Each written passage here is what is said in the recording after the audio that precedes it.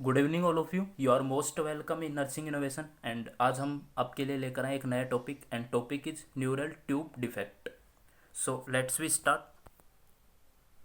सबसे पहले हम बात करेंगे न्यूरल ट्यूब के बारे में, क्योंकि जब तक हमें ये नहीं पता होगा कि न्यूरल ट्यूब क्या होती है तो उसके डिफेक्ट को समझना बहुत ही कॉम्प्लिकेटेड हो सकता है। एंड न्यूरल ट्यूब में डिफेक्ट होने की वजह से कौन कौन सी एबनॉर्मलिटीज़ क्रिएट हो सकती हैं और एज ए नर्स अपने को क्या क्या रोल परफॉर्म करने, इन सब के बारे में हम आज देखने वाले हैं।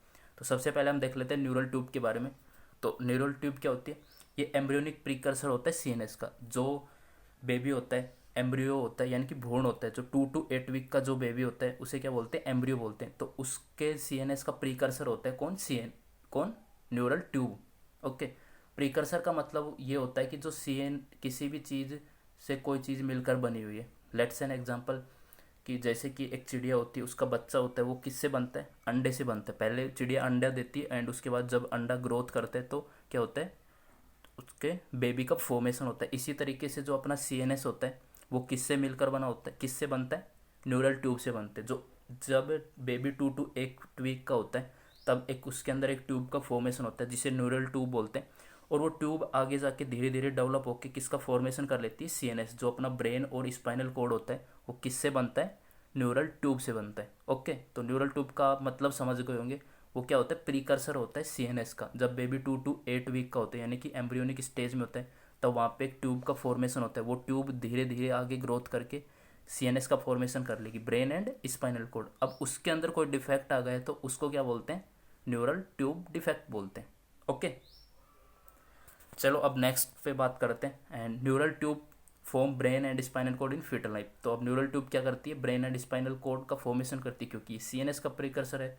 और सीएनएस क्या होता है? ब्रेन और स्पाइनल कोड के मिक्सिंग को क्या बोलते हैं? सीएनएस बोलते हैं। क्लियर? अब नेक्स्ट पे चल लेते हैं और बात करेंगे कि कौन कौन से पार्ट्स होते हैं। तो इसके दो पार्ट होते हैं न्यूरल ट्यूब के, दो एंड होते हैं। फर्स्ट वन होता है anterior and and second one होता है पोस्टीरियर एंड। अब हम डायग्राम देख लेते हैं किस टाइप से न्यूरल ट्यूब दिखाई देती। तो इस टाइप से न्यूरल ट्यूब शो होती है। ये जो हो गया एंटीरियर एंड, जो कि ब्रेन या सेरिब्रम का फॉर्मेशन करता है, और पोस्टीरियर एंड क्या करता है? स्पाइनल कोड का फॉर्मेशन करता है। ओके, ये होगा पोस्टीरियर एंड। क्लियर? अब हम नेक्स्ट स्टेप पे मूव करेंगे और बात करते हैं कि एट 4 वीक या फिर 28 day both end of this tube is close.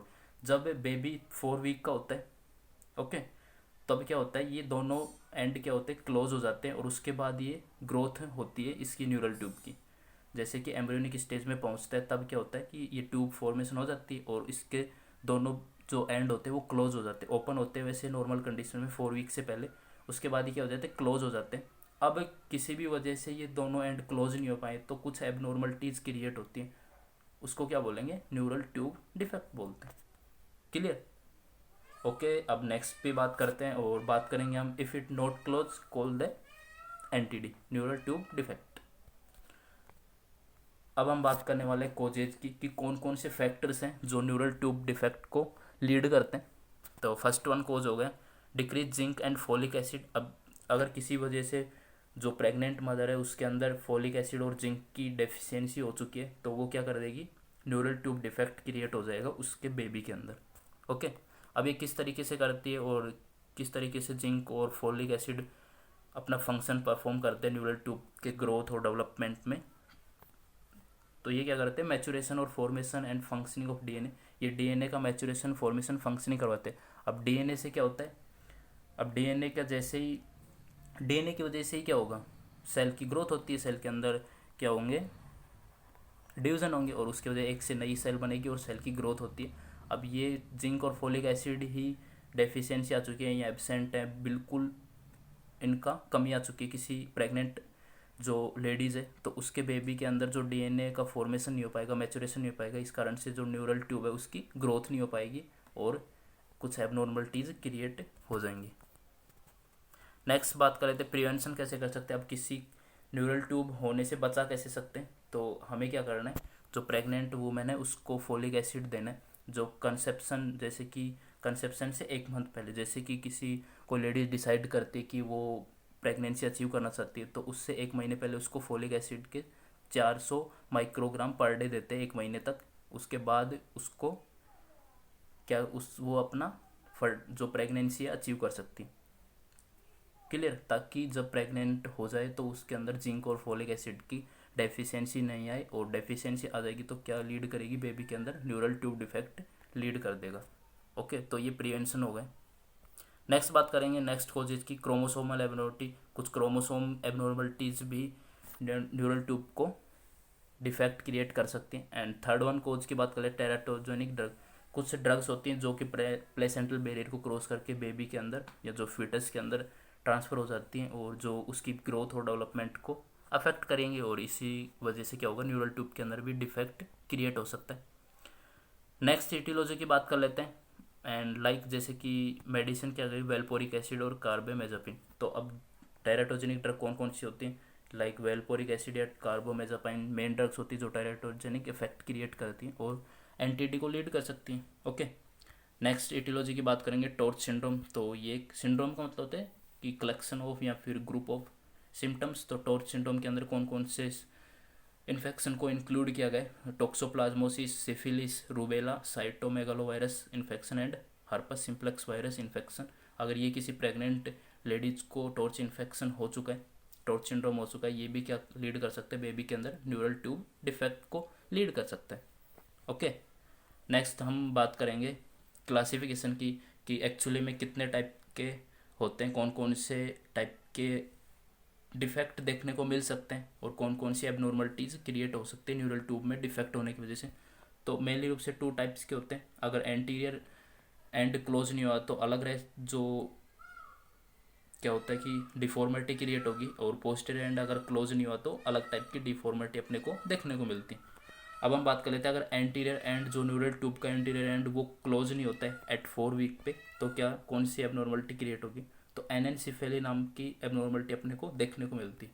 Next one, अगर पोस्टीरियर एंड क्लोज नहीं होता है एट 4 वीक के आसपास, तो कौन सी एबनॉर्मलिटी देखने को मिलेगी, स्पाइना बाइफिडा। अब इसके भी 2 टाइप्स होते हैं। एंड फर्स्ट वन होता है spina bifida occulta, and second one होगा स्पाइना बाइफिडा सिस्टिका। एंड उसके बाद स्पाइना बाइफिडा सिस्टिका के अंदर भी 2 टाइप इंक्लूड किए गए। First one meningocele and second one myelomeningocele. Okay, तो इस टाइप से ये न्यूरल ट्यूब के अंदर मेनली रूप से 2 टाइप की एबनॉर्मलिटी देखने को मिलती है। एंटीरियर एंड क्लोज नहीं होता तो एनेनसिफेली, एंड पोस्टीरियर एंड क्लोज नहीं होता तो स्पाइना बाइफिडा। ओके, अब हम एक एक को देख लेते हैं 1 बाय 1 की स्पाइना बाइफिडा क्या होता है, एनेनसिफेली क्या होता है। तो फर्स्ट वन बात करेंगे हम एनेनसिफेली की। तो अगर एंटीरियर एंड क्लोज नहीं होता है न्यूरल ट्यूब का, तो कौन सा एबनॉर्मलिटी क्रिएट होती है, एनेनसिफेली क्रिएट होती है।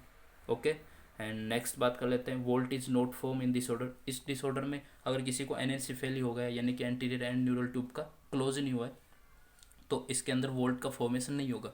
अब हम बात कर रहे थे वोल्ट का मतलब क्या होता है। तो वोल्ट का मतलब होता है 2 फ्रंटल बोन और 2 parietal bone and 1 occipital bone and upper border of temporal bone. तो ये सारी बोन्स मिलकर 2 फ्रंटल, 2 पैराइटल और 1 ऑक्सीपिटल और upper border of temporal bone मिलकर वोल्ट का फॉर्मेशन करते हैं। आपको डायग्राम दिखाते हैं इस टाइप से, ये क्या वोल्ट है। तो जो बेबी का स्कल है मेनली रूप से, इसके अंदर जो फ्रंटल, पैराइटल, ऑक्सीपिटल और upper border of temporal bone मिलके एक स्ट्रक्चर का फॉर्मेशन करते हैं, उसे क्या बोलते हैं, वोल्ट बोलते हैं। अब जैसे न्यूरल ट्यूब का एंटीरियर पार्ट क्लोज नहीं होता है तो ये वोल्ट का फॉर्मेशन नहीं होगा। तो अब अपन डायग्राम दिखाते हैं हम आपको कि किस टाइप से बेबी की स्ट्रक्चर दिखाई देगी। या तो इस टाइप की बेबी की हेड स्ट्रक्चर दिखाई देती है, या फिर इस टाइप की, क्योंकि यहाँ पे बोन का फॉर्मेशन हुआ ही नहीं है।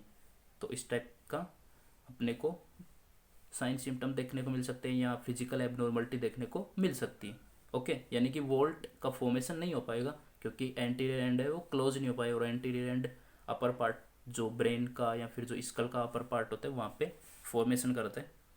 तो यहाँ पे डिफ़िकल्टी या फिर एबनॉर्मलिटी आने की वजह से वोल्ट का फॉर्मेशन नहीं हो पाता है बेबी के अंदर। ओके, अगर इस टाइप की फिजिकल स्ट्रक्चर प्रेजेंट है किसी बेबी को, तो हम क्या लगाएंगे कि क्या हो चुका है, उसको एनेनसिफेली हो चुका है। क्लियर।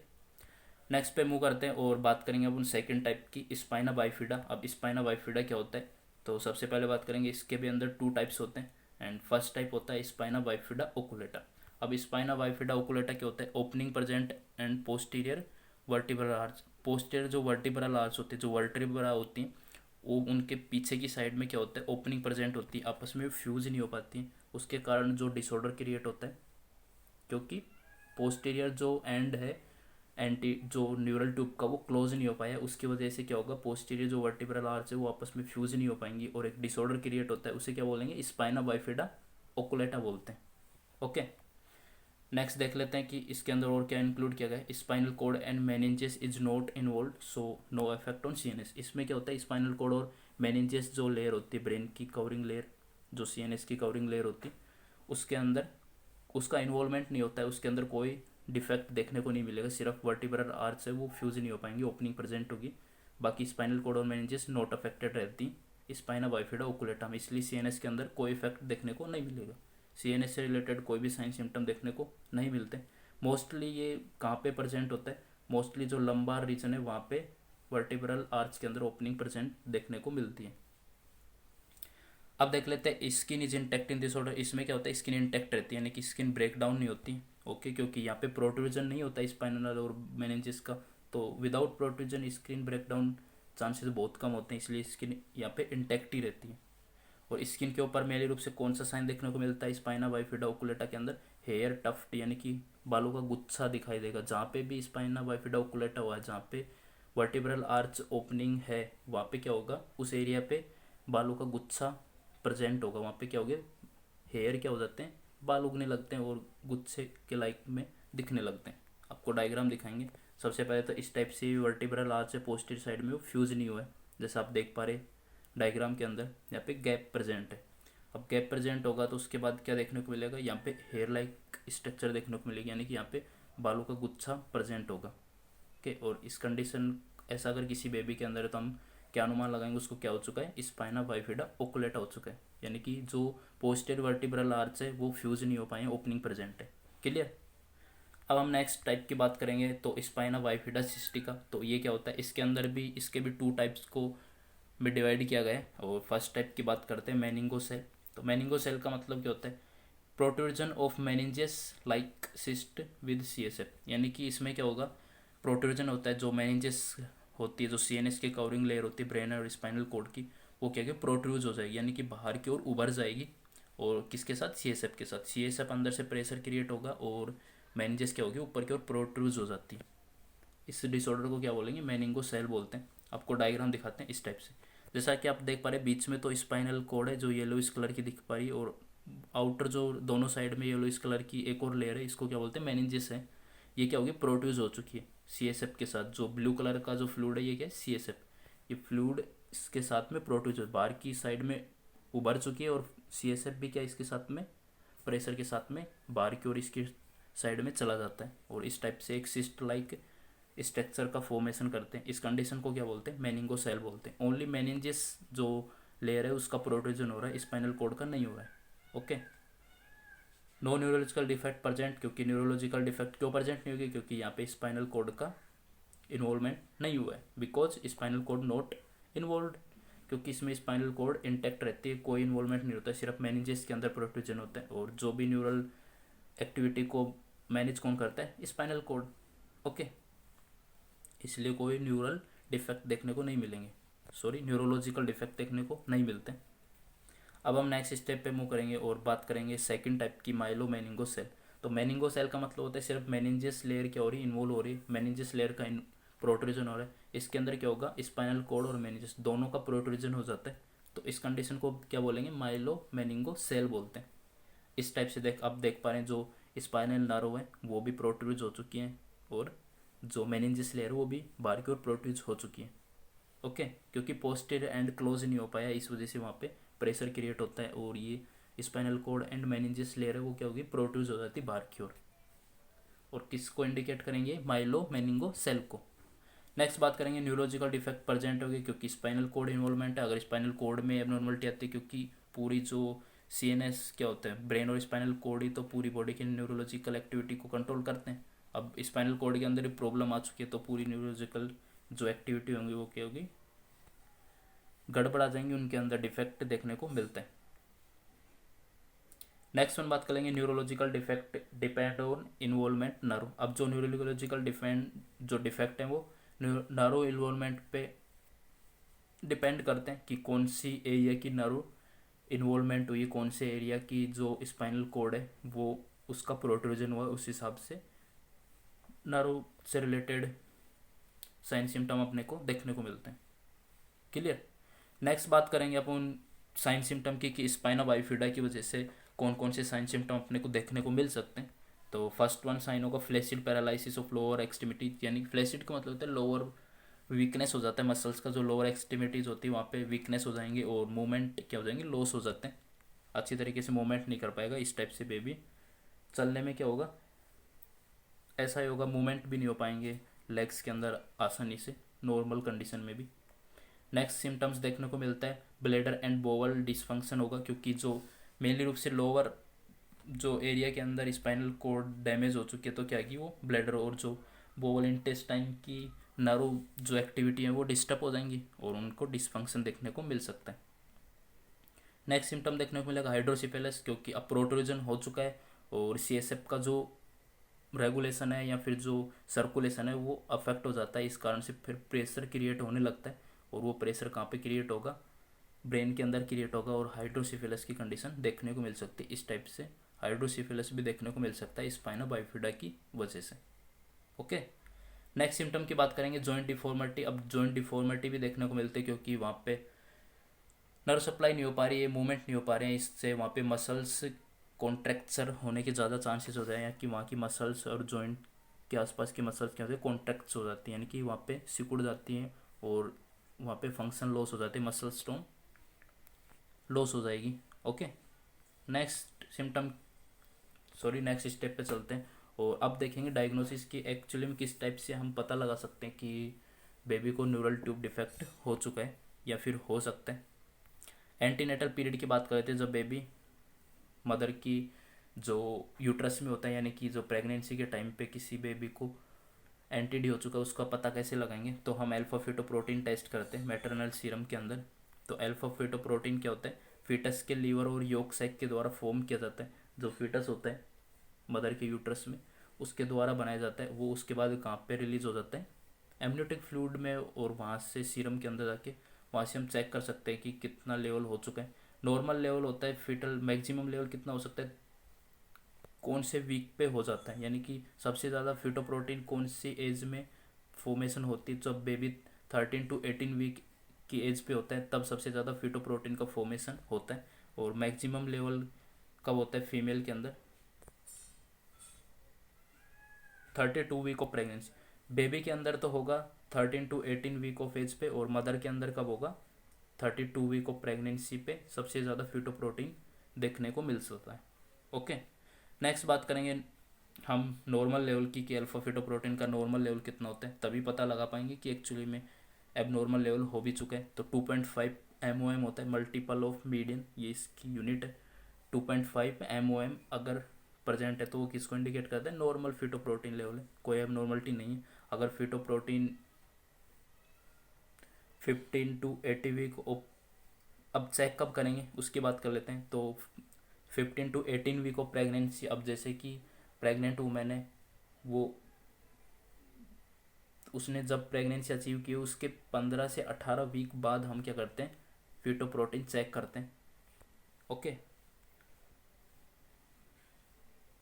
अगर 2.5 MOM से ज़्यादा आ रही है तो ये किसको इंडिकेट करता है, फिटोप्रोटीन का लेवल बहुत ज़्यादा बढ़ चुका है और न्यूरल ट्यूब के चांसेस हो सकते हैं, बेबी के अंदर न्यूरल ट्यूब डिफेक्ट देखने को मिल सकता है। अगर 2.5 MOM से मल्टीपल ऑफ मीडियन से ज़्यादा हो चुका है तो ठीक है, नॉर्मल लेवल होता है 2.5 MOM। और चेक कब करते हैं, 15 to 18 वीक ऑफ प्रेगनेंसी, कि जब 15 और 18 वीक हो जाते हैं प्रेगनेंसी को अचीव किए, उस टाइम पे हम चेक करते हैं अल्फा फिटोप्रोटीन के लेवल को। और अगर 2.5 से ज़्यादा है तो क्या किसको इंडिकेट करेगा, न्यूरल ट्यूब डिफेक्ट हो सकता है बेबी के अंदर। ओके। नेक्स्ट देख लेते हैं फिजिकल एग्जामिनेशन। नेक्स्ट डायग्नोसिस होगा फिजिकल एग्जामिनेशन, फिजिकल जो एबनॉर्मलिटीज़ देखने को मिल रहे हैं, फिजिकल जो साइन देखने को मिल रहे हैं अपने को, उनको देखकर भी हम पता लगा सकते हैं कि एक्चुअली में एंटीडी हो चुका है। अगर इस टाइप से किसी को दिख रहा है यानी कि वोल्ट फॉर्मेशन नहीं हुआ है तो किसको इंडिकेट करेगा, एनेंसेफेली को। इट मीन्स जो एंटीरियर पार्ट है वो क्लोज नहीं हो पाया है न्यूरल ट्यूब का। नेक्स्ट वन, अगर इस टाइप से देखने को मिल रहा है, हेयर लाइक स्ट्रक्चर देखने को मिल रहा है, तो स्पाइना बाइफिडा ओकुलेटा को अगर मेनिंजस लेयर का इन्वॉल्वमेंट हुआ यानी कि प्रोट्रूजन ओनली मेनिंजस लेयर का हुआ तो मेनिंगो सेल बोलते हैं। और अगर स्पाइनल कोड एंड मेनिंजस लेयर दोनों का प्रोट्रूजन हो चुका है तो इस कंडीशन को क्या बोलेंगे, माइलो मेनिंगो सेल बोलते हैं। ओके। अब हम नेक्स्ट देख लेते हैं, डायग्नोसिस कर चुके हैं एंड अब मेन बात आती है नर्सिंग मैनेजमेंट की कि एज ए नर्स अपने को कौन कौन से रोल परफॉर्म करने किसी बेबी को अगर न्यूरल ट्यूब डिफेक्ट हुआ है तो।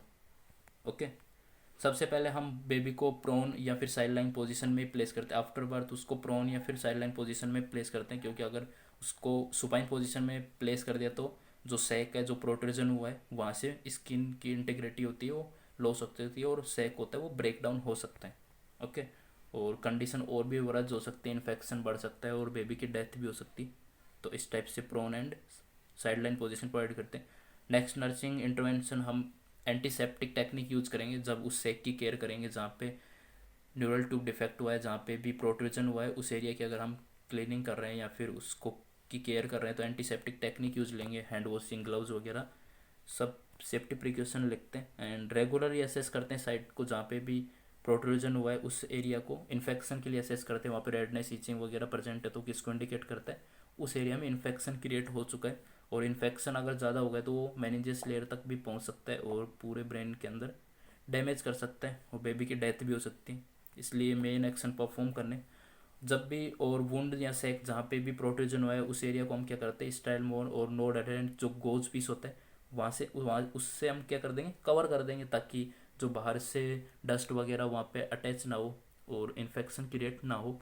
ओके, तो इस टाइप से नॉन एडेरेंट गोज क्या कर देंगे, उस पर प्लेस कर देते, कवर कर देते हैं इन्फेक्शन से प्रिवेंट करने के लिए।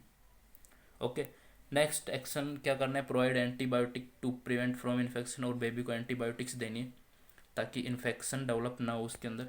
एंड नेक्स्ट एक्शन की बात करेंगे, diaper should not provided, baby को डाइपर प्रोवाइड नहीं करते। तो जैसा कि आप जानते हैं कि इस टाइप से ये डाइपर होते हैं ये प्रोवाइड नहीं करते हैं। इसका रीज़न देख लेते हैं क्यों नहीं करने।